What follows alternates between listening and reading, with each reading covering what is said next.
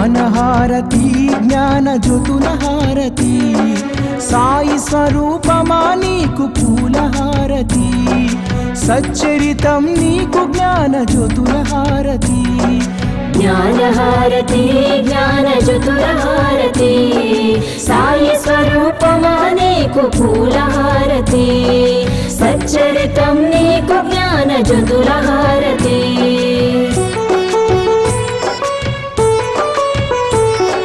నిత్యం నీ లీలా పఠనంలో మేముంటాము నీ మధుర వచనాలతో మైమరచిపోతాము నీ తోడుగా భక్తి ప్రేమలను పెంచుకున్నాము పాలో వెలిగిన జ్ఞాన జ్యోతులతో హారతి జ్ఞానహారతి జ్ఞానజ్యోతుల హారతి సాయి స్వరూపమా నీకు పూలహారతి సచ్చరితం నీకు జ్ఞానజ్యోతుల హారతి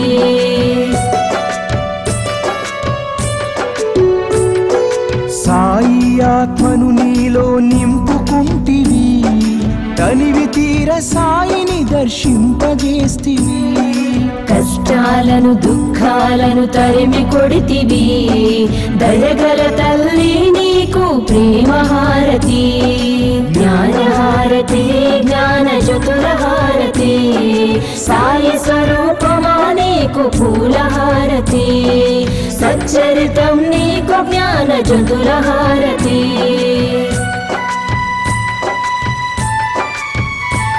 మా కర్మలన్నీ తొలగించి కరుణించినావమ్మ శాంతి సౌఖ్యాలను అందించినావమ్మ జీవన నావను దరి చేర్చిన నీకు కర్పూర హారతితో నీరాజనం జ్ఞానహారతి జ్ఞానజ్యోతుల హారతి సాయి స్వరూపమా నీకు పూలహారతి సచ్చరితం నీకు జ్ఞానజ్యోతుల హారతి జ్ఞానహారతి జ్ఞానజ్యోతుల హారతి సాయి స్వరూపమా నీకు పూలహారతి సచ్చరితం నీకు జ్ఞానజ్యోతుల హారతి సచ్చరితం నీకు జ్ఞానజ్యోతుల హారతి సచ్చరితం నీకు జ్ఞానజ్యోతుల హారతి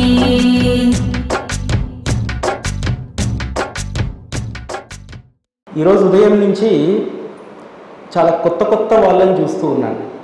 బాబాతో అవసరమైతే ఏ విధంగా బాబా దగ్గరికి వస్తారు, మనందరం కూడా అవసరం కోసం వచ్చినటువంటి వాళ్ళని. ఈరోజు 10th క్లాస్ హాల్ టికెట్ పట్టుకొని ఎంతమంది వచ్చారు? చేతులు ఎత్తండి. 1 2 3 4 ఓకే. పిల్లలు ఎంతమంది ఉన్నారు దీంట్లో? 10th క్లాస్ ఎగ్జామ్ రాసే పిల్లలు నేరుగా ఒక అబ్బాయి ఇచ్చాడు. తల్లిదండ్రులుగా మీరు హాల్ టికెట్లు పట్టుకొని వచ్చారు. ఎందుకు అంటే బాబా పైన నమ్మకం లేకనా హాల్ టికెట్లు పట్టుకొని వచ్చారు? ప్రతిరోజు బాబాని అడుగుతూనే ఉంటాం కదా, మనం బాబా భక్తులమే కదా, ప్రత్యేకంగా హాల్ టికెట్లు పట్టుకొని రావాల్సిన అవసరం ఏముంది? ఎవరికైతే అచంచలమైనటువంటి విశ్వాసం ఉంటుందో, మావాడు ఖచ్చితంగా ఆ పరీక్ష నుంచి గట్టెక్కుతాడు, ఉన్నతమైనటువంటి స్కోర్ చేస్తాడు అనేటువంటి విశ్వాసం ఉంటే అసలు హాల్ టికెట్లే పట్టుకురావాల్సిన అవసరం లేదు. పిల్లలకు కూడా తల్లిదండ్రులు నేర్పిస్తూ ఉంటారు. ఆడు 4 ఎగ్జామ్స్ రాస్తాడు, అంటే యూనిట్ టెస్టులు, quarterly, half yearly, pre final. అవేవి రాసినప్పుడు దండం పెట్టడు. అమ్మ చెప్తుంది, అరే నాయన బోర్డు ఎగ్జామ్ వచ్చింది, దండం పెట్టుకోరా బాబాకు అని చెప్పి. అంటే మనం కూడా పిల్లల్ని ఎట్లా తయారు చేస్తున్నామంటే అవసరం కోసం దైవం. ఇది చాలా టెంపరరీ మెజర్స్ ఇవన్నీ కూడా. పిల్లలకు మొదటి నుంచి కూడా భగవంతుని యొక్క సహచర్యాన్ని మనం అలవాటు చేసామనుకోండి, వాడు ప్రత్యేకంగా ఎగ్జామ్స్ వచ్చినప్పుడు మాత్రమే బాబాను అడగాల్సినటువంటి పని ఉండదు. మనం కూడా బాబా దగ్గర ప్రత్యేకంగా ఏమీ ఎగ్జామ్ ముందు రోజే అడగాల్సినటువంటి అవసరం కూడా ఏమీ ఉండదు. కాబట్టి మీరందరూ కూడా నిశ్చింతగా ఉండండి. ఎందుకంటే ఆయన పైన విశ్వాసం ఉండి ఆయనకు ఒకసారి హాల్ టికెట్ తెచ్చి చూపెడదామని చెప్పి మీరు ప్రేమతో తీసుకొచ్చి చూపెట్టారు ఆయనకు. కానీ ఆయన ఎన్నో సంవత్సరాలుగా నీ బిడ్డను చూస్తూనే ఉన్నాడు. ప్రత్యేకంగా ఇప్పుడు ఏం చూడడు ఆయన. ఆయన యొక్క కృపాదృష్టి ఎప్పుడూ కూడా ఒకే రకంగా ఉంటుంది. ఇక్కడికి వచ్చినటువంటి సాయి బంధువుల యొక్క బిడ్డలు అదేవిధంగా బాబాను విశ్వసించి బాబా పైనే నమ్మకం ఉంచి ఆ రోజు సావిత్రిబాయి టెండూల్కర్ తన కొడుకుకు మెడికల్ సీట్ కోసం జ్యోతిష్యులందరూ కూడా ఈ సంవత్సరం పాస్ కాడు, ఫెయిల్ అయిపోతాడు, రాసి వృధా అన్నా సరే బాబా మాటను పట్టుకొని కొడుకు చేత ఎంట్రన్స్ రాయించి మెడికల్ సీట్ సంపాదిస్తుంది. ఆ విధంగా బాబాను నమ్ముకున్నటువంటి బిడ్డల భవిష్యత్తు ఎప్పుడూ కూడా బ్రహ్మాండంగా ఉంటుంది. మీ బిడ్డలందరూ కూడా ఈ ఎస్ఎస్సి ఎగ్జామ్స్లో మంచి స్కోర్ చేస్తారు. ఆ నమ్మకాన్ని పరిపూర్ణంగా ఉంచండి. ఇక్కడికి వచ్చినటువంటి వాళ్ళైనా సరే, సాయి టీవీలో చూసినటువంటి వాళ్ళైనా సరే పరిపూర్ణమైనటువంటి విశ్వాసాన్ని ఉంచండి. వదిలేసేయండి, మనసు నుంచి అది తీసేసేయండి, నా బిడ్డ ఎగ్జామ్ ఎలా రాస్తాడు అనేటువంటిది. ఎందుకంటే ఒకసారి ఆయన పైన వదిలేసిన తర్వాత, మన జీవితాలను ఆయనకు సమర్పించిన తర్వాత ఇంకా మనం పెద్దగా దేని గురించి ప్రత్యేకమైనటువంటి దృష్టి పెట్టాల్సిన అవసరం లేదు. ఆయన దృష్టిలో మనం ఉంటాం. మనం 10 సార్లు ఆయనను కోరినా, ఒక్కసారి అడిగినా ఆయన ఆల్రెడీ నోటెడ్, మన పాయింట్ నోట్ చేసుకొని పెట్టుకుంటాడు. కాబట్టి ఆయన నోట్ చేసుకొని ఆయన తీసుకున్నటువంటి నిర్ణయాన్ని ఆయన మార్చడు. ఎక్కువసార్లు ఆయనను బ్రతిమలాడుకున్నా, తక్కువసార్లు ఆయనను చెప్పుకున్నా ఫలితం ఒకటే ఉంటుంది. ఇక్కడ గమనించాల్సినటువంటిది అదే. బాబాను మనం అనేక కోరికల కోసం, సమస్యల కోసము ప్రతిరోజు అడుగుతూ ఉంటాం. కానీ అడగాల్సిన అవసరం లేదు. ఒక్కసారి నువ్వు అడిగేసావంటే ఆల్రెడీ ఆయన నిర్ణయాన్ని రాసి పెట్టుకుంటాడు, నోటెడ్. అది నువ్వు ఎన్నిసార్లు అడిగినా ఆ నిర్ణయం మారదు. ఇంకా నీకు ఏ న్యాయం అయితే చేయదలుచుకుంటాడో ఆ న్యాయాన్నే చేస్తాడు. ఇంకోటి ఏంటంటే, సద్గురువుకు మనం అనన్య శరణాగతి చేసామనుకోండి, జీవితంలో మనం దేనిని అడగాల్సిన అవసరం లేదు, అన్నింటినీ కూడా ఆయన్నే అనుగ్రహిస్తారు. అందుకు కావలసినటువంటి అనుభవాలను కూడా మనకిస్తారు. ఒకసారి దుమాల్ అనేటువంటి అడ్వకేట్, బాబా దగ్గర బాగా విశ్వాసం కలిగినటువంటి భక్తుడు, బాబా మాట తప్ప మరొకటి ఏది కూడా ఆయన అసలు బాబా నిర్ణయం లేదు తన జీవితంలో ఏ నిర్ణయం కూడా తీసుకోడు. ఎంత గొప్ప నిర్ణయం అంటే, అతను వకీల్గా ప్రాక్టీస్ చేస్తూ ఉంటాడు. పూణే హైకోర్టులో అతనికి పబ్లిక్ ప్రాసిక్యూటర్గా నియమించడానికి కావలసినటువంటి ఉత్తర్వులు కోర్టు ఇస్తుంది. పీపీగా పబ్లిక్ ప్రాసిక్యూటర్ అంటే మామూలు విషయం కాదు కదా. ఒక అడ్వకేట్ నుంచి పబ్లిక్ ప్రాసిక్యూటర్ కావడం అనేటువంటిది గొప్ప, ఆ ప్రొఫెషన్లో గొప్ప ఉన్నతి. అయితే మనలాంటి వాళ్ళమైతే ఏం చేస్తాం, అరే వచ్చింది అద్భుతమైనటువంటి ప్రమోషను, జైన్ అయిపోవాలనుకుంటాం. జైన్ అయిపోయి బాబా భక్తులం అయితే బాబా దగ్గరికి పోయి బాబా కృతజ్ఞత తెలియజేసుకుంటాం. కృతజ్ఞత తెలియజేసుకొని బాబాకు మనకు తోచినటువంటి దక్షిణ సమర్పిస్తాం. కానీ దుమాల్ ఏం చేశారంటే, ఆ ఉద్యోగంలో చేరాలా వద్దా అనేటువంటి విషయాన్ని, నిర్ణయాన్ని ప్రకటించమని చెప్పి బాబాకు లేఖ రాస్తాడు. బాబా జోక్ తోటి తిరిగి లేఖ రాయిస్తాడు. ఏమనంటే, ఇప్పుడు మనం చేస్తున్నటువంటిదే ఉన్నతమైనటువంటిది, అంతకంటే ఉన్నతమైనటువంటిది మనకు అవసరం లేదు అని అంటాడు. ఆ లేఖ అందిన తర్వాత పబ్లిక్ ప్రాసిక్యూటర్గా జైలు కావడానికి తన సమ్మతిని తెలియజేయకుండా ఆ ఉద్యోగం మరొకరికి ఇవ్వమని చెప్పి అతను దుమాల్ ఉన్నతాధికారులకు లేఖ రాస్తాడు. అంటే ఎందుకు అంత విశ్వాసం? మరలా అవకాశం వస్తుందా? రాదు కదా. ఒకసారి పబ్లిక్ ప్రాసిక్యూటర్గా కోర్టు నియమించిన తర్వాత మరలా భవిష్యత్తులో కావాల్సుకుంటే వస్తుందా? రాదు. కానీ బాబా యొక్క నిర్ణయమే. అంటే బాబాకు తెలుసు, ఆ దుమాల్ పబ్లిక్ ప్రాసిక్యూటర్గా జైన్ అయ్యి ఉంటే ఏవైనా ఇబ్బందులు కలగవచ్చు, జీవితంలో కష్టాలు రావచ్చు. అందుకనే మనం ఏం చేస్తామంటే, మనకి ఏదైనా లభించగానే అది చాలా ఉన్నతమైనటువంటిదిగా కనిపిస్తుంది. కానీ దాని వెనకాల ఉన్నటువంటి సాధక బాధకాలు, అది దాన్ని మనం స్వీకరిస్తే వచ్చేటువంటి కష్టాలు నష్టాలు ఒక్క బాబాకు మాత్రమే తెలుస్తాయి. ఆ విషయాన్ని ఆ రోజు భక్తులు బాగా విశ్వసించేటువంటి వాళ్ళు. ఈరోజు మనకు అంత విశ్వాసం లేదు, కానీ అన్నీ బాబా పైన వదిలేసేంత విశ్వాసం కానీ ధైర్యం కానీ మనకు లేదు. కానీ ఆ రోజు భక్తులు బాబా పట్ల అంత విశ్వాసాన్ని కలిగి ఉండేటువంటి వారు. వారికి ఎంత అద్భుతమైనటువంటి పాఠాలు.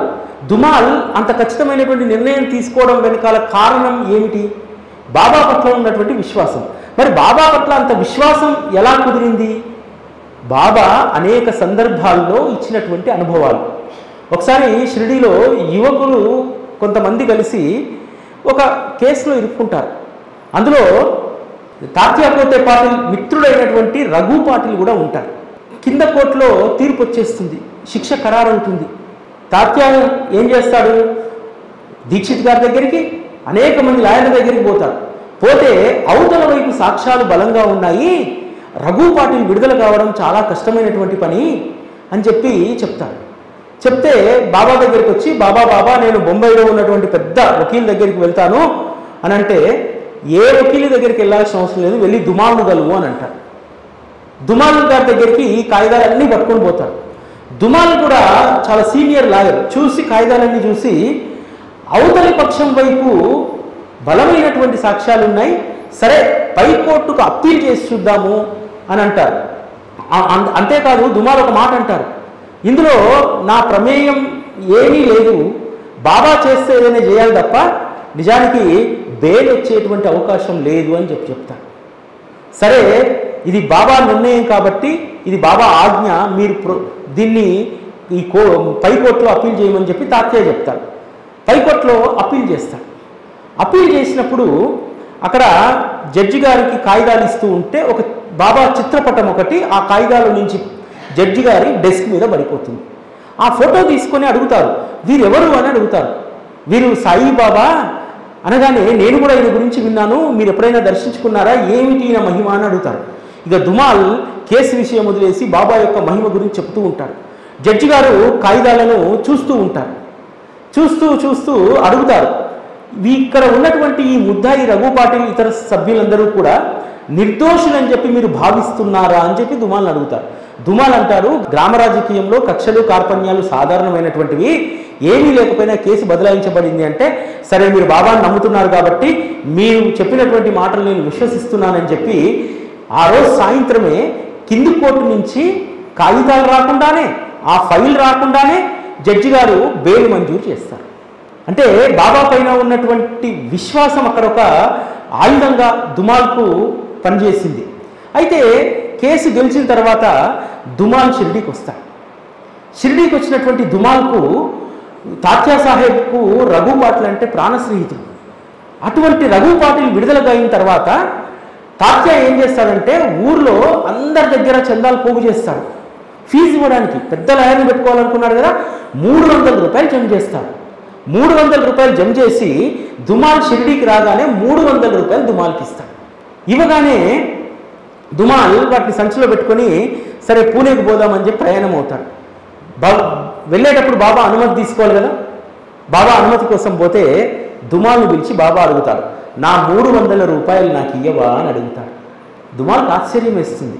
వాళ్ళేమో ఫీజు అని చెప్పి అతనికి ఇచ్చారు, బాబానేమో 300 రూపాయలు అడిగి తీసుకున్నాడు. ఇక్కడ మీకు ఏమర్థమైంది? దుమాల్కు 300 రూపాయలు ఎలా వచ్చాయి? దుమాల్ యొక్క తెలివితేటలు అక్కడ పనిచేశాయా? లేదే. ఏం పనిచేసింది అక్కడ?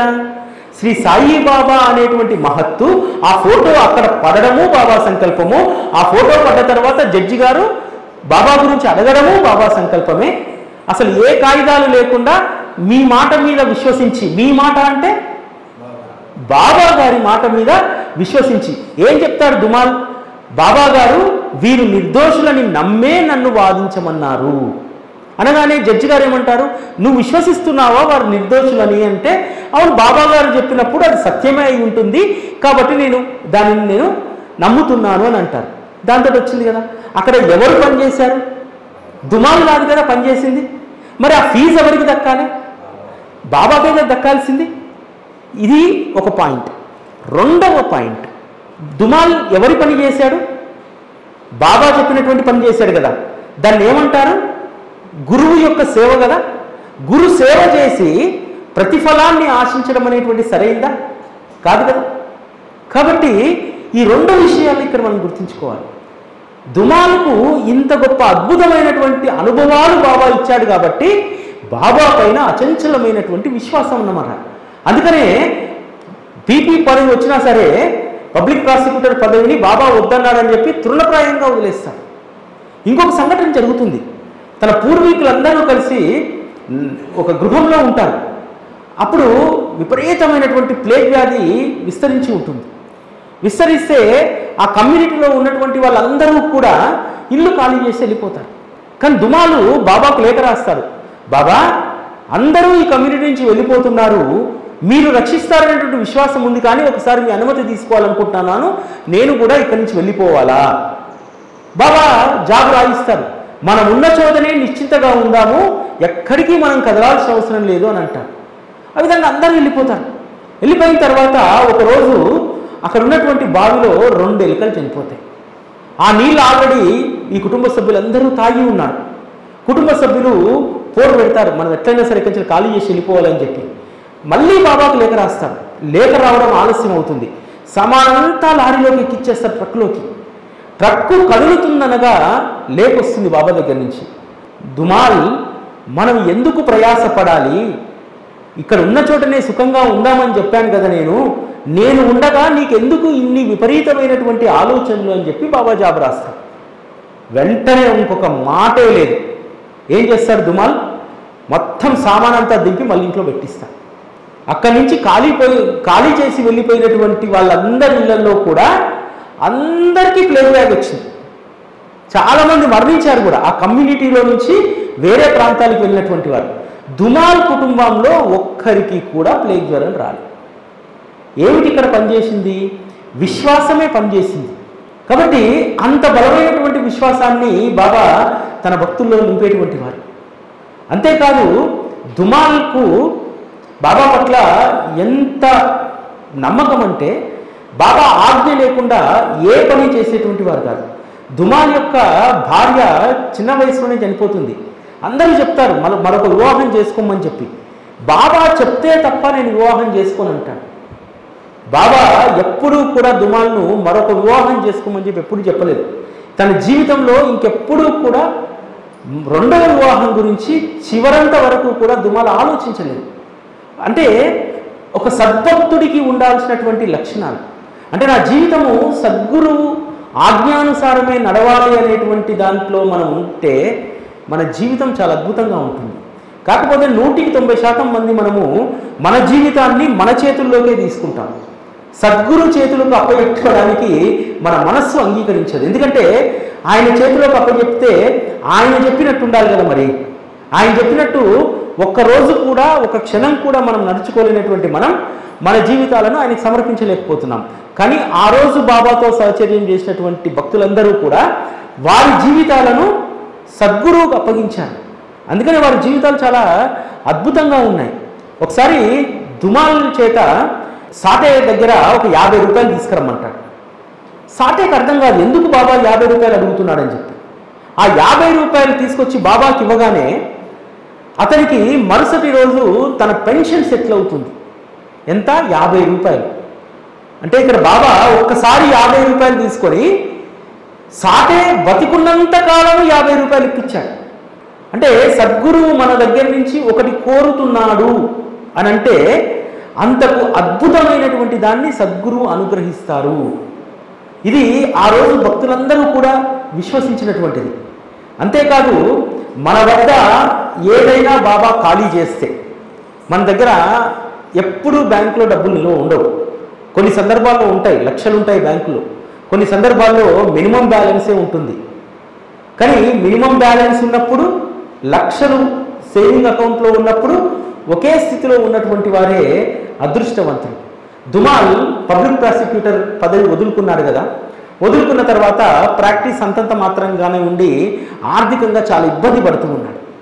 ఆర్థికంగా ఇబ్బంది పడుతున్నటువంటి ఇతనికి ఒక సంస్థానంలో కార్యదర్శిగా ఉద్యోగం వస్తుంది.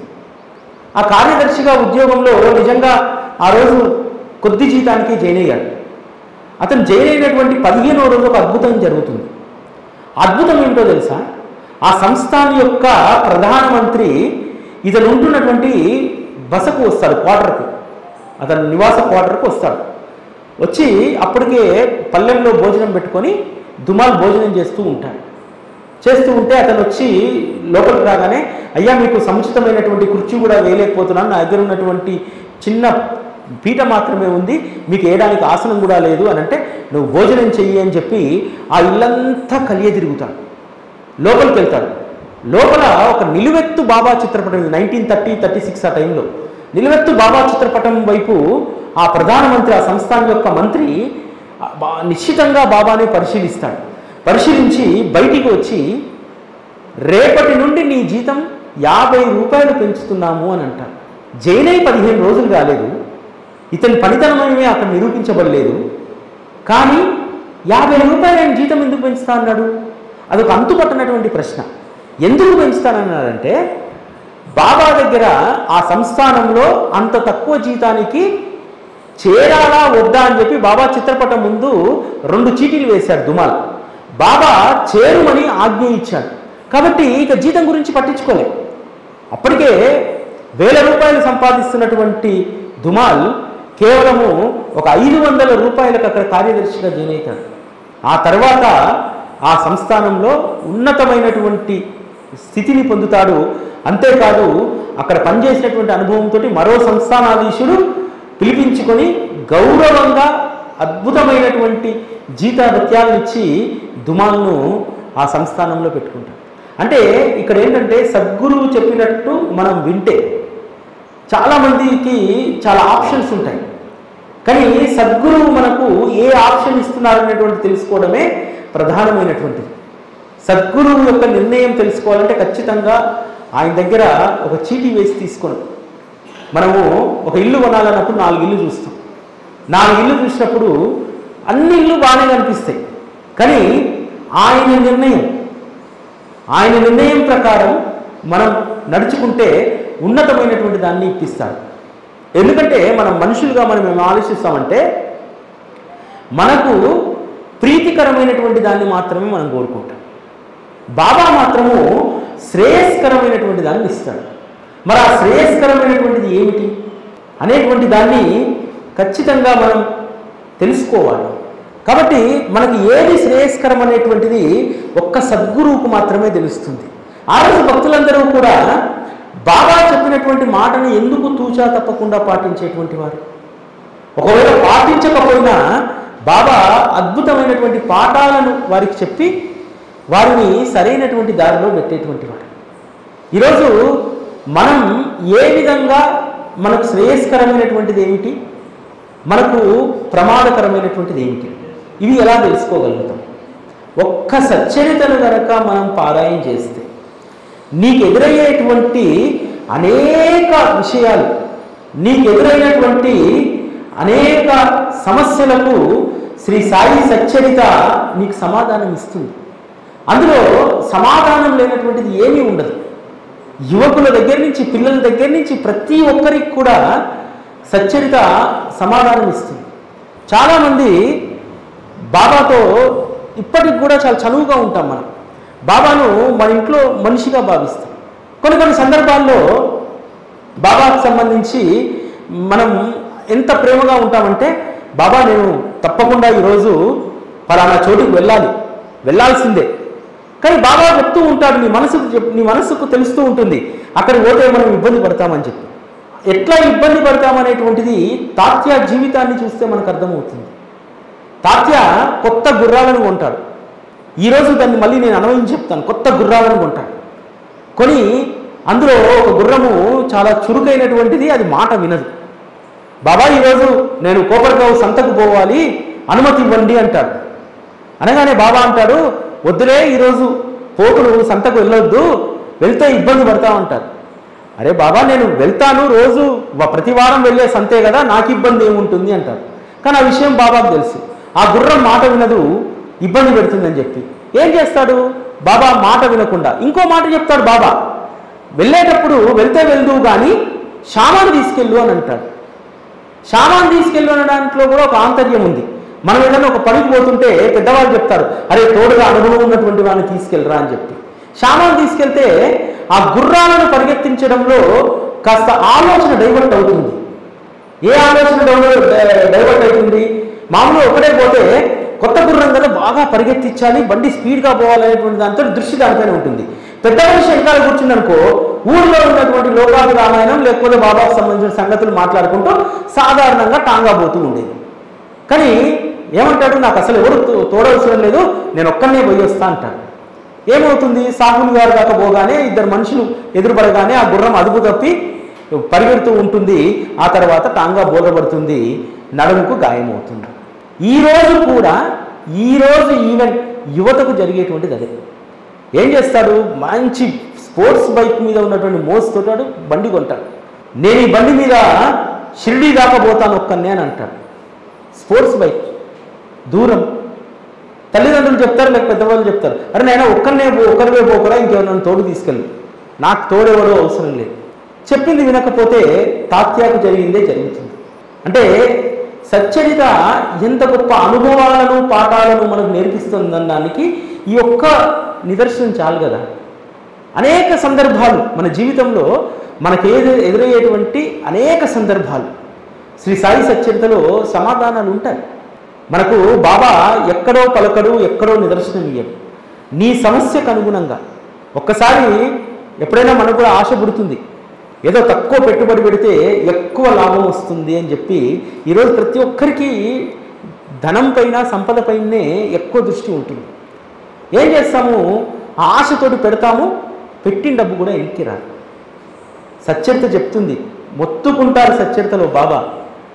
దాము అన్న ఇదే పరిస్థితిలో బాబా దగ్గరికి వస్తాడు. బాబా బాబా జట్టి వ్యాపారం చేస్తామంటే మీరు వద్దంటున్నారు, అనుమతి ఇవ్వండి. మీరు అనుమతిస్తే కనుక నా మిత్రుడు చెప్తున్నాడు 1,00,000 పెడితే 1,00,000 వస్తాయి అంటున్నాడు. కాబట్టి మీరు అనుమతి ఇస్తే వ్యాపారంలో వచ్చినటువంటి దాంట్లో మీకు పార్ట్నర్షిప్ ఇస్తాను. ఇక్కడ కూడా లంచం, అనవసరమైనటువంటి దాంట్లో మనం వేలు పెట్టేటప్పుడు మనమే దాంట్లో మునగకుండా బాబాను కూడా ముంచుతాం తీసుకెళ్ళి. బాబా 1,00,000 రూపాయలు వస్తే 2%, 2,000 నీకు దక్షిణ, అన్నదానం. ఇవన్నీ కూడా ఏంటంటే కొన్ని విషయాల్లో మనము బాబాను కూడా ఇన్వాల్వ్ చేస్తూ ఉంటాం. చాలా సందర్భాల్లో అట్లా ఇన్వాల్వ్ చేసినప్పుడు చాలామంది నష్టపోయినటువంటి వాళ్ళే ఉంటారు. ఆయన ఒక 2,000 కోసం ఆయన దిగి వస్తాడా? 2,000 కోసం ఆయన నీకు ఆయాచితంగా ధనాన్ని ఇస్తాడా? ఇక్కడ గుర్తుపెట్టుకోవాల్సింది ఏంటంటే ఎప్పటికీ కూడా బాబా ఆయాచితంగా ఏది ఇవ్వడు. మనం కష్టపడ్డదానికి ఇంకా కొంత అతను యాడ్ ఆన్ చేస్తాడు తప్ప ఆయాచితంగా ఇవ్వడు. ఈ విషయాన్ని కనుక మనం గుర్తుపెట్టుకుంటే చాలామంది జీవితం అంతా కూడా ఆశతోటే పోతుంది ముందుకు. ఆ ఆశ నెరవేరకపోతే నిరాశలో బ్రతికేస్తూ ఉంటాం. ఈ ఆశ నిరాశల మధ్యలో బ్రతికేటువంటి జీవితము ఏది కూడా తరించదు. అందుకనే ఈరోజు ఉన్నటువంటి కాలమాన పరిస్థితుల్లో ఒక్క సద్గురువు మాత్రమే మనకు దిక్కు. మనం ఒక స్టేబుల్గా బ్రతకడానికి, ఏ ఆశ నిరాశలు అనేటువంటివి లేకుండా బ్రతకడానికి ఒక్క సద్గురువు యొక్క సహచర్యమే మనకు దిక్కు. ఇంకా ఏది కూడా ప్రపంచంలో మనల్ని ఊరటించదు, ఏది కూడా మనల్ని ఓదార్చదు. ఒక్క సద్గురువు మాత్రమే ఓదారుస్తాడు. ఎందుకంటే తెలిసి తెలియక నష్టపోయినా, మోసపోయినా, ఇంకేదైనా సరే ఆయన మళ్ళీ మనల్ని తిరిగి నిలబెడతాడు. ఆయన దగ్గర ఉన్నటువంటి గొప్ప విషయమే అది. కాబట్టి మనందరము కూడా బాబా వద్దకు వచ్చిన తర్వాత ఫెయిల్యూర్స్ను గొప్ప సక్సెస్గా భావించాలి. ఆ ఫెయిల్యూర్లో బాబా నేర్పేటువంటి పాఠాలు, ఆ ఫెయిల్యూర్స్లో నీ నుంచి అందరూ దూరం అవుతారు, ఒక్కరు మాత్రం దగ్గర అవుతారు, అది ఆయన్ని. ఆయన దగ్గర చేసుకోవాలంటే మన జీవితంలో ఫెయిల్యూర్స్ అనేటువంటివి రావాలి. వచ్చినప్పుడే ఆయన దగ్గర అవుతాడు. ఎందుకంటే సుఖాలలో ఉన్నప్పుడు మంచి హల్వా వండుకొస్తాం, డబ్బుంది కాబట్టి, సుఖంలో ఉన్నాం కాబట్టి. కానీ అటుకుల ప్రసాదాన్ని వండుకొచ్చి బాబాకు శరణాగతి చేసిన తర్వాత ఆయన నేర్పేటువంటి అద్భుతమైనటువంటి పాఠాలు అద్భుతంగా ఉంటాయి. తర్వాత మళ్ళీ నిన్ను ఏ స్థితిలో అయితే ఉన్నావో ఆ స్థితిలోకి మళ్ళీ పైకి తీసుకొస్తాడు. మీరందరూ కుచేలుడు కదా, చదువుంటారు కదా. కుచేలుడు భార్య కష్టపడి అటుకులు తీసుకొచ్చి మళ్ళీ అటుకుల ప్రసాదాన్ని శ్రీకృష్ణ పరమాత్మకు ఇస్తే ఎంత గొప్ప వైభవాన్ని కుచేలుడికి ఇచ్చాడు. మొదట ఏం జరిగింది, కుచేలుడు శ్రీకృష్ణ పరమాత్మ త్వరగా పడుకుంటే పప్పులు నములుతూ ఏం తింటున్నావు మిత్రమా అంటే, ఈ అడవిలో ఏం దొరుకుతుంది మిత్రమా, ఏదో చలికి పండ్లు కటకటా ఆడుతున్నాయి తప్ప ఇక్కడేం దొరుకుతుంది అన్నాడు. తదాస్తు అన్నాడు. తర్వాత విపరీతమైనటువంటి కష్టాలు పడ్డాడు. ఆ విషయాన్ని తెలుసుకొని తర్వాత అటుకుల ప్రసాదాన్ని చేసి పెడితే శ్రీకృష్ణ పరమాత్మ గొప్ప రాజవైభవాన్ని, గొప్ప సంపదను కుచేలుడికి ఇస్తాడు. కాబట్టి మనల్ని కష్టంలో నుంచి ఒక ఉన్నతమైనటువంటి మంచి స్థితికి కూడా మళ్ళీ సద్గురువే తీసుకొస్తాడు. అటువంటి విశ్వాసాన్ని ఆయన పట్ల మనం కలిగి ఉండాలి. ఎందుకంటే రావడం పోవడం జీవితం. అదేవిధంగా మనం వచ్చిపోయేటువంటి ఈ దారిలో ఎంత సౌఖ్యంగా, ఎంత సుఖంగా మనం ఉన్నామనేటువంటిది. సుఖం సౌఖ్యం అనేటువంటిది మళ్ళీ మీరు డబ్బుతోటో ధనంతోటో పోల్చుకోకండి. ఆయనతో గడిపినటువంటి ఆ కొద్ది కాలం మాత్రమే మనం సుఖంగా సౌఖ్యంగా ఉండగలిగినట్టు. ఇవన్నీ కూడా ఏవి సుఖాన్ని సౌఖ్యాన్ని ఇవ్వవు. ఒక్క 10 నిమిషాలు ఆయన ధ్యాసలో ఉండండి, ఎంత సుఖాన్ని మనం అనుభవిస్తాము, ఎంత అద్భుతమైనటువంటి ఆనందం ఉంటుందో. ఈ ప్రాంగణంలో కూర్చున్నటువంటి 20 నిమిషాలు 30 నిమిషాలు ఎంత గొప్ప అనుభూతి మనకు కలుగుతుంది. ఈ అనుభూతి ఆయన ప్రాంగణంలో కూర్చున్నప్పుడు మాత్రమే కాదు, మనం ఎక్కడున్నా సరే ఇటువంటి ఆనంద అనుభూతుల్ని మనం పొందగలిగితే అదే అదృష్టం. కాబట్టి అటువంటి అదృష్టాన్ని పొందడానికి మనందరం కూడా ప్రయత్నం చేద్దాం. కేవలం సద్గురు వద్దకు రావడం అంటే ఆయన ఇచ్చింది తీసుకోవడానికి, లేకపోతే మనకు కావలసింది అడగడానికి, ఈ రెండు మాత్రం కావు. ఈ రెండు కావు.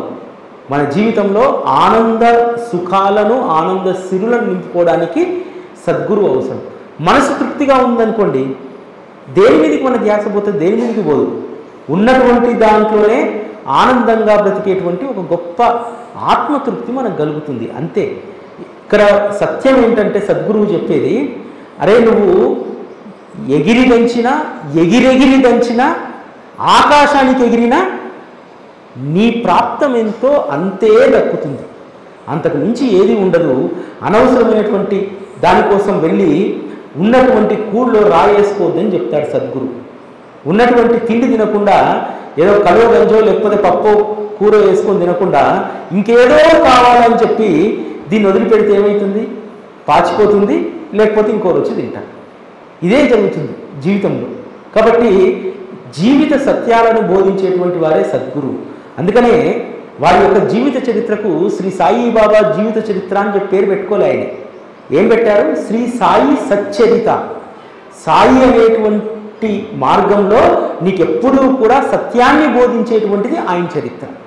అందుకని శ్రీ సాయి సచ్చరిత అంటారు. అందులో సత్యం మాత్రమే బోధించబడుతుంది, సత్యం మాత్రమే అందులో ఉంది. ఆ సత్యాలను అంటుపెట్టుకున్నటువంటి వాళ్ళు వారి జీవితాలు అద్భుతం. శ్రీ సచ్చిదానంద సద్గురు సాయినాథ్ మహారాజ్ కీ జై.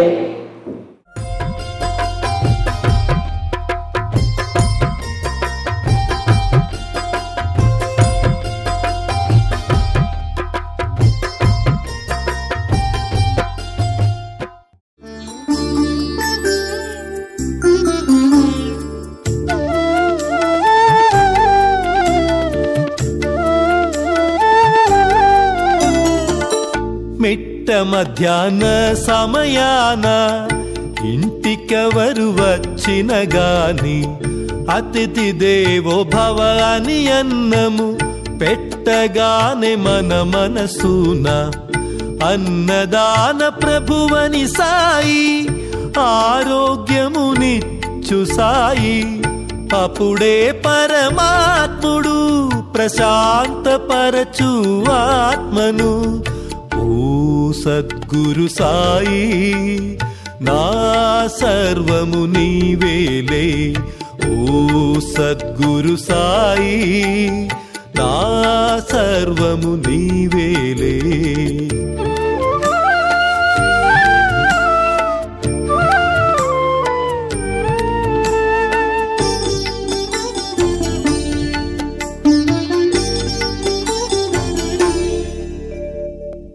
సాయీశుడు స్వయముగా తాను సరుకులన్నీ తెచ్చుకొని వంట కూడా తానే చేస్తూ ఉడికిందో లేదోనని వేడి వేడి డేకిసాలో చేయి పెట్టి కలిపి మరి అంతుబట్టని రుచులతో కుమకుమలాడే మసీదు. ఓ సద్గురు సాయి నా సర్వము నీవేలే. ఓ సద్గురు సాయి నా సర్వము నీవేలే.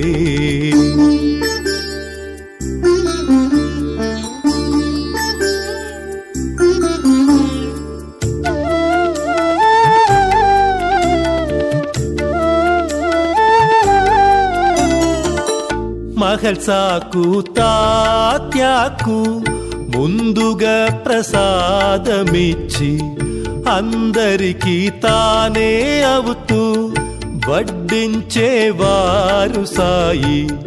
అప్పుడు తిన్న భక్తులది ఎంత పుణ్య ఫలమో, ఇప్పుడు విన్న మన జన్మ మరి మరి ధన్యమాయే.